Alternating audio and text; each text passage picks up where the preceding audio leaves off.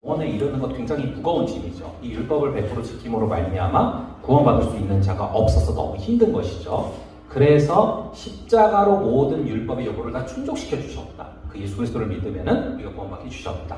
그런데 그럼에도 불구하고 율법으로 다시 돌아간다는 것은 십자가의 공로가 아무 의미 없어 버리게 만드는, 욕되게 만드는 일이다 라는 것이 3, 4절이죠. 자, 그렇다면 그리스도를 믿기만 하면은 율법과 상관없이 아무렇게 살아가도 되느냐? 절대 그렇지 않다라는 것을 이야기하는 것이죠. 그것이 이제 13절과 14절에 보시면, 과거에는 우리가 구원을 받기 위해서 율법을 지켜야만 했다면 이제는 그 이유가 아니라 사랑하기 위해서 율법을 지켜야 된다. 한 단계 더 높아진 것입니다, 사실은. 그래서 예수님께서 내가 율법을 폐하러 온 것이 아니라 율법을 완성하러 왔다라고 말씀하지 않으셨습니까? 우리가 이제는 단순히 구원받기 위해서 내가 내 생명을 어떻게 하기 위해서가 아니라 완전히 그것을 하나님이 해주셨기 때문에 너무 감사해서 그 사랑을 갚아도 갚을 수 없어서 사랑하기 위해서 율법을 지켜라. 그것이 이제 13, 14절에 보시면은 이제 육체로 기회를 삼지 말고 오직 사랑으로 서로 종노릇하라. 그래서 내 이웃사랑기를 내 자신같이 하라신 말씀에서 이 율법이 이루어진다 라고 말하고 있는 것입니다. 그 부분들을 기억하시면 되겠고요. 여기서 우리가 좀 꼭 붙잡고 들어가야 된다라고 생각하는 부분은 이 성령의 9가지 열매입니다. 그래서 저도 최근 들어 더욱더 가족과의 관계에서, 아내와의 관계에서도 매일마다 제가 사랑이란 화평, 오래 참음, 자비, 양선, 충성, 온유, 절제, 내가 하나하나 어떻게 살았지? 이걸 좀 되돌아봅니다. 그리고 이제 교회에서도 마찬가지로 제가 하나하나 이거를 좀 어떻게 하고 있나를 요즘 체크를 하고 있거든요. 그래서 오늘은 좀 요거를 집중적으로 보고서 이것이 좀 우리가 살아가면서 성령의 열매죠. 내가 할 수 있는 게 아니고 성령께서 성령께 붙어있을 때 주시는 열매입니다. 그래서 요걸로 좀 우리가 체킹리스트를 삼아서 아까 13, 14절 읽은 것처럼 정말 서로 사랑하기를 내 자신같이 하라신 말씀에서 이것이 좀 이루어질 수 있는 은혜가 있기를 바라는데요. 여러분들 잘 아시는 것처럼 사랑이랑 화평, 오래 참음, 자비, 양선, 충성, 온유, 절제, 이것이 크게는 좀 세 그룹으로 나눌 수 있어요. 이 사랑이랑 화평은 하나님과의 관계에서 흘러나올 수 있는 열매죠. 그리고 오래 참음, 자비, 양선은 주로 우리가 이웃을 사랑하면서 나타나야 되는 그런 덕목들 중에 하나고요. 충성, 온유, 절제는 왜 평생 우리의 삶이 나와의 싸움 아닙니까? 나와의 관계 가운데 이 충성, 온유와 절제가 나와야 되는 그런 부분들이죠. 그런 쪽 카테고리 가운데 보려고 하는데요. 22절부터 보면요. 오직 성령의 열매는 사랑과 희락과 화평과 오래 참음과 자비와 양선과 충성과 온유와 절제인데 이 같은 것은 내가 금지를 해도 금지할 수 있는 법이 없다. 예, 이렇게 나와 있죠. 그런데 여기서 좀 주목해 볼 것은 성령의 열매들이라고 안 써있고 성령의 열매라고 단수로 써져 있고 원어로 봐도 헬라어로도 성령의 열매라고 단수라고 써져 있다는 것입니다. 근데 숫자는 9개 아닙니까? 그 이유는 이 9가지가 다른 게 아니라 다 하나의 열매다. 즉 이 모든 것이 예수 그리스도의 마음이라는 것입니다. 예수 그리스도의 마음이라는 것이 이 각도에서 보면 사랑이고 이 각도에서 보면 희락이고 이 각도에서 보면 그런 식으로 하나하나 이것들이 하나를 이루고 있는 것이기 때문에 여러분 이것이 연결되어 있다라는 것들을 좀 저희가 기억하면서 들어갈 필요가 있을 것 같습니다. 이 9가지는 결국 우리가 성령 충만하여서 예수님의 마음을 보게 될 때 하나하나 나타날 수 있는 그런 열매들, 즉 따로 가는 게 아닌데요. 17절에 보시면 육체의 소욕은 성령을 거스르고 성령은 육체를 거스르나니 이 둘이 서로 대적함으로 너희가 원하는 것을 하지 못하게 하려 함이라 라고 나오고 있습니다. 육체의 소욕, 성령의 소욕이라고 나오고 있는데 소욕이라는 것은 더 쉽게 말씀드리면 욕심, 갈망 이런 것입니다. 그러니까 육체도 욕심이 있는 것처럼 성령도 욕심이 있대요. 육체도 갈망이 있는 것처럼 성령도 갈망이 있다 라고 말하고 있습니다. 이 그 두 가지가 근데 서로 싸운다.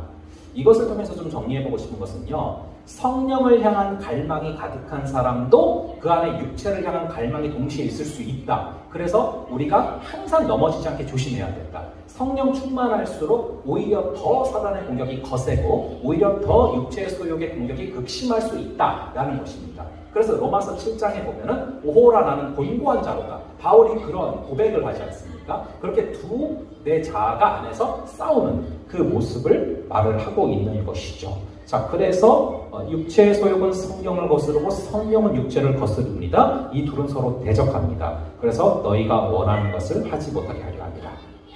우리 성령 하나님께서는 우리를 사랑하시기 때문에 굉장히 자주 우리가 원하는 것을 하지 못하게 하려 하실 것입니다. 그때 이것을 우리가 바라보며 감사함으로 받아들일 수 있는 눈, 이것을 성령께서 주시기를 간절히 바라는데요. 자, 여기서 보시면은 이제 이 19절에 육체의 일이라고 나와요. 그 위에서 17절에서 설명하기를 성령의 소욕과 육체의 소욕이 서로 싸운다 설명한 다음에 바로 이어서 19절에서 육체의 일이 뭔지를 쭉 설명해 놓고 있고요. 그 다음에 22절부터는 성령의 열매가 뭔지를 쭉 설명하고 있습니다. 이 육체의 일과 성령의 열매가 반대되는 것입니다. 서로 이 매칭을 해보면요, 서로 반대되는 위치에 있다라는 것들을 우리가 알 수 있는데요. 단적인 예를 들어보면은 성령의 9가지 열매 중에서 첫 번째가 뭡니까? 사랑이잖아요. 근데 육체의 일 중에서 첫 번째가 뭡니까? 바로 음행입니다. 이것이 대조가 되는 겁니다. 사랑은 이타적이어야 할 수 있죠. 근데 음행은 철저히 이기적입니다.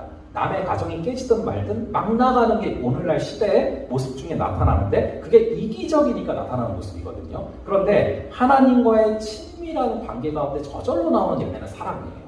그런데 이 반대로 육체의 일은 하나님과의 관계를 깨트리는 것입니다. 그래서 완전히 대조가 된다라고 볼 수 있죠. 그래서 사실은 이 음행을 추구함으로 잃게 되는 대가 비용을 떠올려보면 음행은 너무 어리석은 일이죠. 그거를 추구했을 때 결국 나타나는 것이 하나님과의 관계가 깨지는 것인데 그거를 감수하면서라도 그 길을 걸어갈 필요가 없다라는 것을 깨닫게 해주시는 것이 성령의 감동인 것이죠. 그래서 이것이 반대되는 위치에 있는데요. 저는 이것을 이제 기쁨과 쾌락으로 좀 표현을 해봤는데요.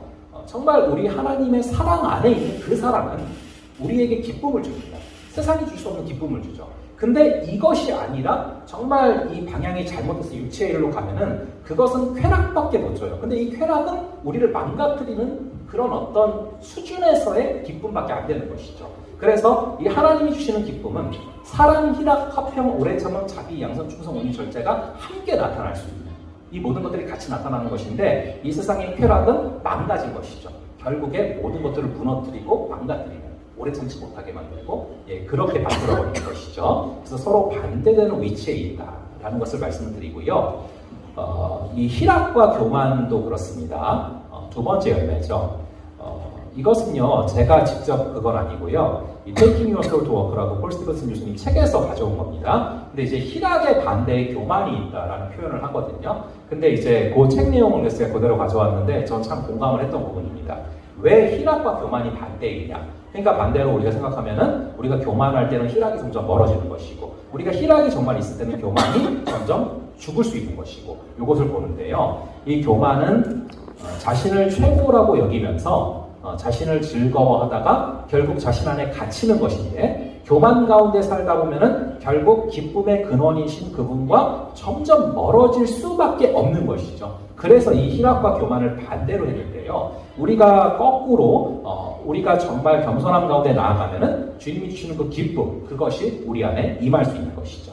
그래서 이 희락과 관련해서는 시편 37편 4절의 말씀, 또 여호와를 기뻐하라. 그리하면은 그가 너의 마음의 소원을 이루어 주실 것이다. 저는 이 구절을 참 자주 붙들고 살아갑니다. 의외로 많은 해결책이 여기 있을 때가 많아서 그래요. 내 마음의 소원을 막 이루려고 하면은 안 이루어지는데 이거를 막 기도해도 안 되는데 그냥 이걸 다 잊어버리고 여호와를 기뻐하라. 저는 이거를 자주 좀 구분을 하는데 여호와를 기쁘게 만드는 거, 그래서 내가 마치 내 노력으로 할 수 있는 그렇게 착각을 저도 자주 해가지고 그게 아니라 여호와 자체를, 하나님을 기뻐하는 거. 근데 여호와를 기뻐하면서 가다 보면은 어느덧 내 마음의 소원도 다 이루어져 있어요. 자, 그래서 정말 하나님을 기뻐하는 거, 그 희락, 그것이 이제 우리 가운데 있을 때 하나님께서 이끌어 주실 거라고 믿고요. 그 다음에 사랑이랑 화평 중에서 화평을 보시면은 이 화평은 하나님과의 관계 가운데 우리의 힘으로 얻을 수 없는 화평이죠. 여러분 잘 아시는 것처럼 예수님이 내가 너에게 평안을 주노라, 그 평안은 세상에 줄 수 없는 평안이다라고 말씀하셨을 때 그 말씀을 하신 시간대가 바로 십자가 지시기 전날이셨습니다. 십자가 지시기 전날이고 본인이 십자가의 고통이 어떤지를 가장 잘 아시는 분이신데 그 상황 가운데 말씀하시는 평안입니다. 그래서 그것은 정말로 세상이 줄 수 없는 평안, 이 환경이 어찌할 수 없는 평안이죠. 그것을 말씀하는 것입니다. 또한 여기서 나오는 화평과 연결해서 볼 구절이 에베소서 2장 14절입니다. 에베소서 2장 14절을 보시면 그는 우리의 화평이신지라 둘로 하나를 만드사 중간에 막힌 담을 허신다. 여러분 정말 진정한 샬롬, 진정한 화평은 우리 십자가를 통해서 우리 주님께서 막힌 담을 허실 때만 정말로 평안이 임하게 되는 것이죠. 그래서 이 세 가지가 하나님과의 관계 가운데 오는 것임을 살펴봤고요. 그 다음 우리가 이웃을 사랑하는 가운데 나타나야 되는 성령의 열매, 오래 참음과 자비와 양선을 잠깐 보면요. 저는 사실 오래 참음, 자비, 양선 중에서 조금 더 원인이 되는 것이 자비라고 생각을 해요. 긍휼히 여기는 거, 불쌍히 여기는 거죠. 그렇게 불쌍히 여기다 보면은 오래 참을 수 있어요. 그리고 불쌍히 여기다 보면은 양선, 즉 선을 행하는 모습이 나타나게 됩니다. 그래서 이 긍휼을 주실 때, 자비를 주실 때 우리 가운데 오래 참고 또 양선할 수 있는 그런 모습들이 나타나게 된다라고 생각을 하게 되는데요. 이 자비의 반대, 이 자비의 반대를 갖다가 폴 스티븐슨 교수님은 질투다라고 표현을 하는데 저는 그걸 읽으면서 좀 맞는 부분이 있다고 생각을 했습니다. 우리가 누군가를 정말 불쌍히 여길 수 있고 또 자비를 갖고 대할 수 있는 것, 그 반대에는 또 질투가 있다는 것이죠. 그래서 이 고린도전서 12장 26절을 보면은 만일 한 지체가 고통을 받을 때 모든 지체가 함께 아파하고 한 지체가 정말 잘 될 때 모든 지체가 함께 즐거워하는 것, 이거는 정말 하나 될 때, 그리고 특별히 상대방을 향한 어떤 자비의 마음이 있을 때 가능하지 않습니까? 근데 오늘날 사회가 어떻습니까? 누가 안 되면은 막 고소해하고 거꾸로 가지 않습니까? 누가 잘 되면 배 아파하고, 이것은 정말로 이 자비가 전혀 없는 이 질투가 있을 때 나타나는 모습이라는 것이죠. 그래서 저희가 고린도전서 10장 26절 이것이 이루어지는 것이 정말 진정한 하나 될 때 이루어지는 것인데 그것에는 분명히 자비가 있어야 된다. 이 자비, 그 긍휼히 여기시는 그 마음이 있을 때 우리는 서로를 오래 참고 또 양선을 할 수 있다는 것이죠. 그래서 이제 양선을 보면요, 선한 행동입니다. 이것은 받기보다는 주는 성품이죠. 이 양선, 주는 성품입니다. 그래서 이 기브 앤 테이크라고 이 세상의 책이긴 한데요. 세상의 사람들을 세 가지로 나누더라고요. 기버가 있고 테이커가 있고 매처가 있다. 이 기버는 계속해서 사람들에게 뭔가를 계속 주는 사람이에요. 기부하는 사람, 주는 사람이죠. 그런 성향의 사람들이 있고, 그리고 테이커는 빼앗는 사람입니다. 그리고 매처는 제일 많은 비율이라고 하는데 주면은 나도 주고 빼앗는 사람이랑 나도 빼앗고 뭐 이렇게 나간다는 것이죠. 그래서 근데 거기서 되게 재미있었던 해석이 기버들이 볼 때는 세상이 다 기버로 보인다는 거예요. 왜냐하면 대부분이 매처인데 기버에게는 당연히 매처들이 기버로 해주지 않겠습니까? 그러니까 참 세상은 이렇게 살만하고도 아름답게 보이는데 거꾸로 이제 테이커들이 볼 때는 거의 다 세상이 정말 양육강식의 세계로 보인다는 거죠. 왜냐하면 대부분의 이 매처들이 테이커에게 테이커를 행하기 때문이죠. 자, 그런데 정말로 역설적이게도 정말 이 세상에서도 분석하기를 정말 이 중요한 자리에 올라간 사람들을 보면은 희한하게도 우리 생각에는 테이커들이 있을 것 같은데 기버들이 있다는 거예요. 그게 분석 결과도 그렇다는 겁니다. 그런데 성령께서 열매를 주실 때 우리에게 나타나는 것이 바로 이 양성, 받기보다는 주려고 하는 성품, 이게 성령의 열매라는 것이죠. 예, 그래서 우리 안에 이 탐욕이 아니라 양성이 있어야 되고요. 그것이 성령의 열매임을 우리가 기억하면서 나가면 좋을 것 같고요. 그 다음에 이제 오래 참음이죠.